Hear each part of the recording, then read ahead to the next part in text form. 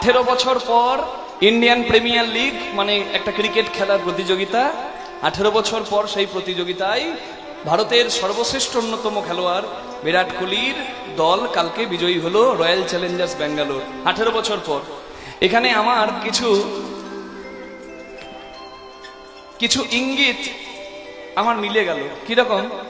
18 দিনের 18 অধ্যায়ের মহাভারত, 18 দিনের কুরুক্ষেত্র যুদ্ধ, 18 অক্ষহীনী সেনা, 11 অক্ষহীনী কৌরবদের, 7 অক্ষহীনী পাণ্ডবদের নিয়ে হলো 11 আর 7 18 অক্ষহীনী সেনা। তাহলে 18 অক্ষহীনী সেনার যুদ্ধ, 18 দিনের যুদ্ধ, 18 অধ্যায়ের মহাভারত। আর বিরাট কোহলির পেছনে যে অক্ষরটা লেখা আছে, যে নাম্বারটা লেখা আছে, সেটাও 18। আরো দেখুন 18, হরিবোল, এটা 18তম বৎসর। আবার কালকের দিনটা যোগ করুন, দেখুন যোগফল 18, 3-6-2025 যোগ করুন সংখ্যাগুলো 18। নিতাই গৌর প্রেমানন্দে হরি হরি বল। সংযোগটা বুঝতে পাচ্ছেন তো? এই সংযোগটা কেন হলো? এই সংযোগটা একবার চিন্তা করে দেখুন। হ্যাঁ, বিচার করতে হবে, চিন্তা করতে হবে। চিন্তা শক্তি বিসর্জন দিলে হবে না। হরি বল।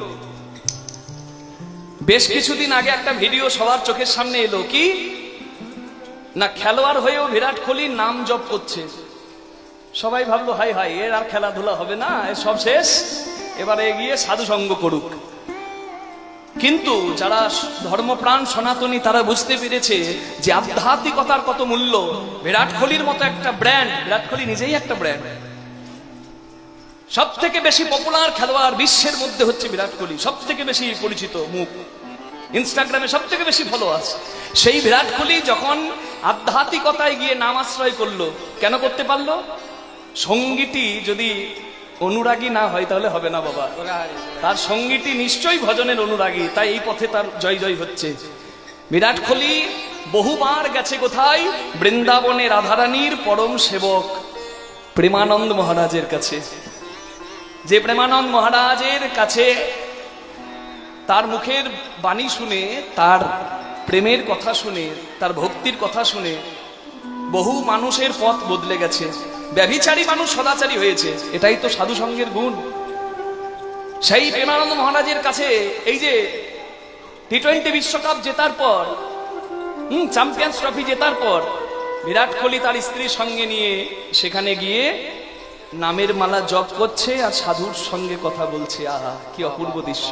হ্যাঁ, আর আমরা কি করছি? পরনিন্দা, পরচর্চা, সমালোচনা, নিজের বড় সবার কোনো স্বপ্ন নাই, ইচ্ছা নাই, সময় নষ্ট করা, পরের দোষ খোঁজা, আর কি করা? অখাদ্য কুখাদ্য গ্রহণ করা। বিরাট কোহলি ভেগান, মানে জানেন তো, বিরাট কোহলি কিন্তু মাংস আহার করে না। তার ফুর্তি দেখেছেন? কালকে এত উঁচুতে লাভ দিয়েছে বাবা, আপনি সারা জীবন চেষ্টা করলে বোধহয় লাফাতে পারবেন না।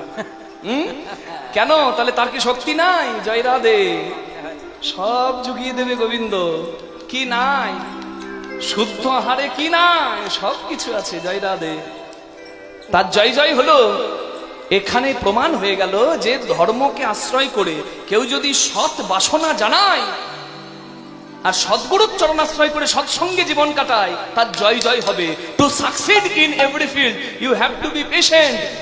হরি বল। তোমাকে ধৈর্যবান হয়ে তোমাকে এগিয়ে যেতে হবে, তোমার জয় জয় নিশ্চয়ই হবে। নিতাই গৌর প্রেমানন্দে হরি বল হরি বল।